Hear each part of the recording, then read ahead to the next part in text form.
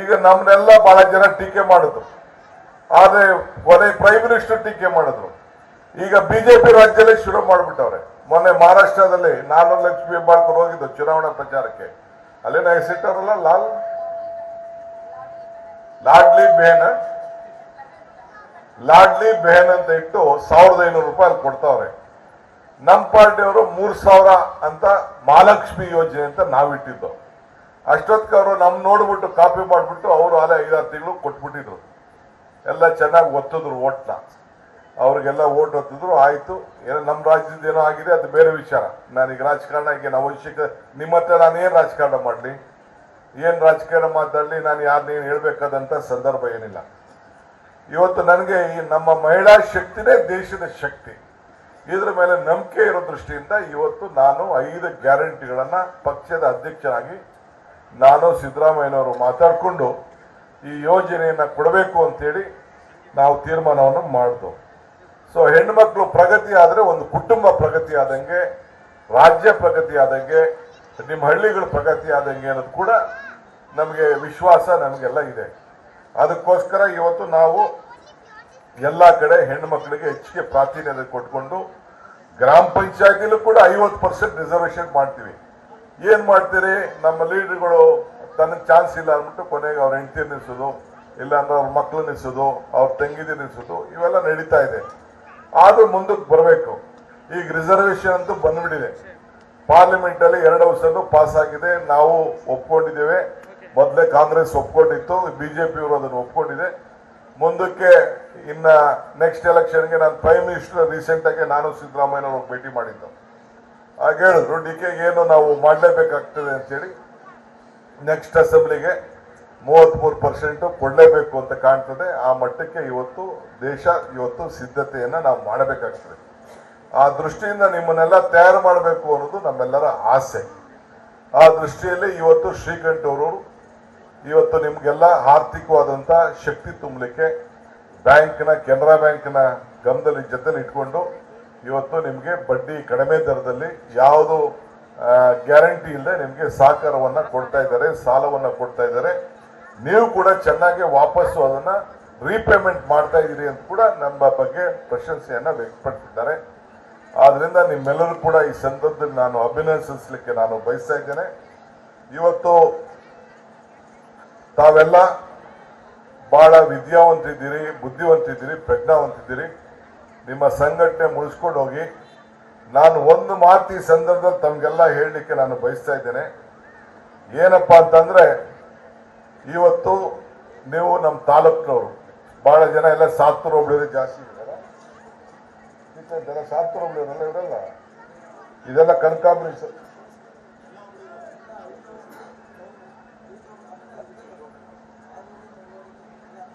Okay, ನಾನು first ಸಾತ್ತೂರು ಹೋಬಳಿ ಜಾಸ್ತಿ ಅನ್ಕೊಂಡಿದ್ದೆ. ಆಯ್ತು, ಒಳ್ಳೇದಾಯ್ತು, ಎಲ್ಲ ಇದ್ದೀರಿ ನೀವು.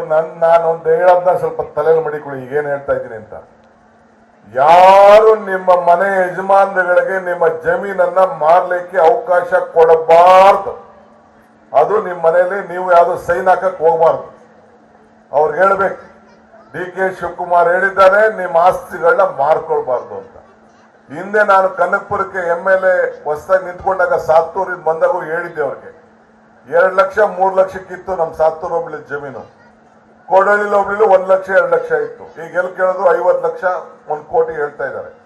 ಹಿಂಗೆ ಕನಕಪುರ ಸುತ್ತಮುತ್ತಲು ನೀವು ಮುಂದಕ್ಕೂ ಅಷ್ಟೇ ಏನ್ ಆಗ್ತದೆ ಕನಕಪುರ ಅಂತ ನಾನೀಗ ಬಾಯಿ ಬಿಟ್ಟು ನಾನು ಹೇಳಕ್ ಹೋಗುದಿಲ್ಲ. ನಾವು ರಾಮನಗರ ಜಿಲ್ಲೆ ಅಂತ ಇರ್ಬೋದು, ಮೂಲತವಾಗಿ ನಾವು ಬೆಂಗಳೂರು ಜಿಲ್ಲೆಯವರು, ಬೆಂಗಳೂರು ಗ್ರಾಮಾಂತರ ಜಿಲ್ಲೆಯವರು.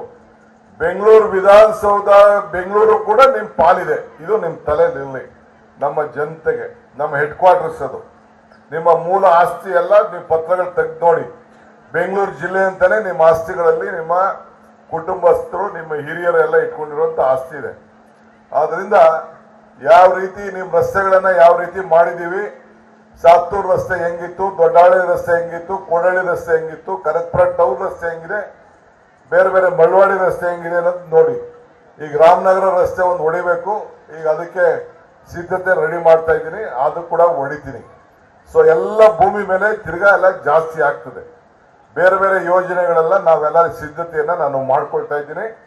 ಯಾರಿಗೂ ಮಾರಕ್ಕೆ ಅವಕಾಶ ಕೊಡಬೇಡಿ. ಇದನ್ನ ನೀವೆಲ್ಲರಿಗೂ ಕೂಡ ನಿಮ್ಮ ಸ್ನೇಹಿತರುಗಳಿಗೆ, ನಂಟರುಗಳಿಗೆ, ಅಕ್ಕಪಕ್ಕ ಮನೆಯವರಿಗೆ ತಿಳಿಸ್ಬೇಕು. ನೀವು ಕಳ್ಕೊಂಡ್ರೆ ನಾನು ನಿಮ್ಮ ಜೋಬಕ್ಕೆ ದುಡ್ಡು ಹಾಕಕ್ಕೆ ಆಗುದಿಲ್ಲ. ಈ ರೀತಿ ನಿಮ್ಮ ಆಸ್ತಿ ಮೌಲ್ಯಗಳನ್ನು ಹೆಚ್ಚಿಸಿ ನಿಮಗೆ ಸಹಕಾರವನ್ನ ಕೊಡಬಹುದು. ಆದ್ರಿಂದ ಇದು ಗಮನ ಇಟ್ಕೊಳ್ಳಿ. ಇವತ್ತು ತಾವೆಲ್ಲ ತಾಯಿಂದಿರೆಲ್ಲ ಬಂದಿದ್ದೀರಿ.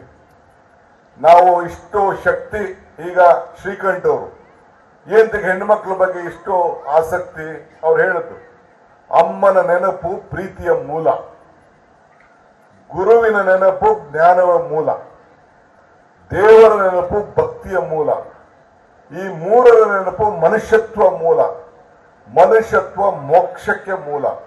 ಹಂಗೆ ನಿಮ್ಮ ಮುಖಾಂತರ ಜೀವನದಲ್ಲಿ ಒಂದು ಸಾಧನೆಯನ್ನು ಮಾಡಬೇಕು, ವಿದ್ಯಾಕ್ಷೇತ್ರದಲ್ಲಿ ಸಾಧನೆಯನ್ನು ಮಾಡಬೇಕು ಅನ್ನೋ ದೃಷ್ಟಿಯಿಂದ ಇಂಥ ಅನೇಕ ಕಾರ್ಯಕ್ರಮವನ್ನ ಮಾಡಿಕೊಂಡು ಇವತ್ತು ನಮ್ಮ RES ಅನ್ನು ಕೂಡ ಕರಿಯಪ್ಪನವರ ಸಂಸ್ಥೆಯ ಜವಾಬ್ದಾರಿಯನ್ನು ತೆಗೆದುಕೊಂಡು, ನನಗೂ ಇಲ್ಲಿ ಟೈಮ್ ಇಲ್ಲ, ನನ್ನ ಡೈರೆಕ್ಟರ್ ಇಲ್ಲಿ ಮಾಡ್ಕೊಂಡಿದ್ದಾರೆ ಒಂದು 15-20 ವರ್ಷದಿಂದ.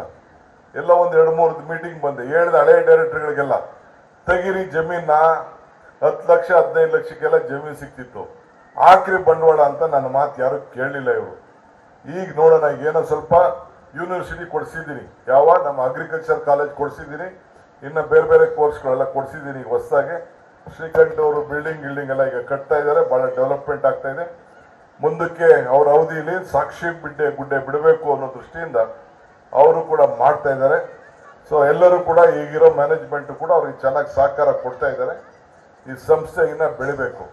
ನಾನು ಒಂದು ಸಂಸ್ಥೆ ಕಟ್ಟಿಬಿಡ್ತಿದ್ದೆ, ಇಲ್ಲಿ ಕಾಂಪಿಟೇಷನ್ ಮಾಡೋದು ಬೇಡ ಅಂತೇಳಿ ನಾನು ಮಾಡಲಿಲ್ಲ. ಎಲ್ಲ ಆಸ್ತಿ ಪಾಸ್ತಿ ಎಲ್ಲ ಬರ್ಕೊಟ್ಬಿಟ್ಟು ಅಲ್ಲೆಲ್ಲ ದೊಡ್ಡಲೆಲ್ಲ ಗೌರ್ಮೆಂಟ್ಗೆ ಹೆಸರಿಗೆ ಬರ್ಕೊಟ್ಬಿಟ್ಟು ಅವ್ರ ಹೆಸರೆಲ್ಲ ನಾವು ಮಾಡ್ಕೊಂಡು ನಾವು ಬಂದಿದ್ದೀವಿ. ಇವತ್ತು ತಮ್ಗೆ ಹೇಳಿದಿಷ್ಟೇ, ದೇವರು ವರನೂ ಕೊಡೋದಿಲ್ಲ, ಶಾಪನೂ ಕೊಡೋದಿಲ್ಲ, ಅವಕಾಶ ಮಾತ್ರ ಕೊಡ್ತಾನೆ ಅಂತ ಯಾವಾಗಲೂ ಭಾಷಣ ಹೇಳ್ತಾ ಇರ್ತೀನಿ ನಾನು.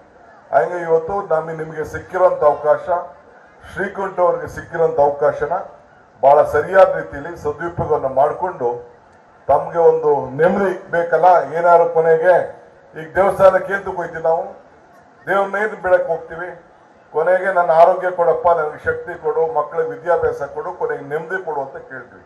ಹಂಗೆ ನಿಮಗೆ ಸೇವೆ ಮಾಡೋ ಮುಖಾಂತರ ಅವರ ಜೀವನದಲ್ಲಿ ಒಂದು ನೆಮ್ಮದಿಯನ್ನ ಸಂಪಾದನೆ ಮಾಡಬಹುದು ಅನ್ನೋ ದೃಷ್ಟಿಯಿಂದ ಇವತ್ತು ಈ ದೊಡ್ಡ ಜವಾಬ್ದಾರಿಯನ್ನು ತೆಗೆದುಕೊಂಡು, ಯಾಕೆಂದ್ರೆ ಈ ಹಣಕಾಸು ವಹಿವಾಟು ಮಾಡ್ತಾ ಇರೋದು ಬಹಳ ಕಷ್ಟ. ಈ ಬ್ಯಾಂಕ್ ನಡೆಸೋದು ಇದೆಲ್ಲ ಯಾರೋ ಹೆಚ್ಚು ಕಮ್ಮಿ ಒಂದು 4-5 ಸೊಸೈಟಿಯವರು ಹೆಚ್ಚು ಕಮ್ಮಿ ಮಾಡಿದ್ರೆ ಬಹಳ ದೊಡ್ಡ ಕೆಟ್ಟ ಹೆಸರು ಬಂದ್ಬಿಡ್ತದೆ. ಆದ್ರೂ ಕೂಡ ಅವರು ದೊಡ್ಡ ಪ್ರಯತ್ನವನ್ನ ಈ ಸಂದರ್ಭದಲ್ಲಿ ಅವರು ಮಾಡ್ತಾ ಇದ್ದಾರೆ.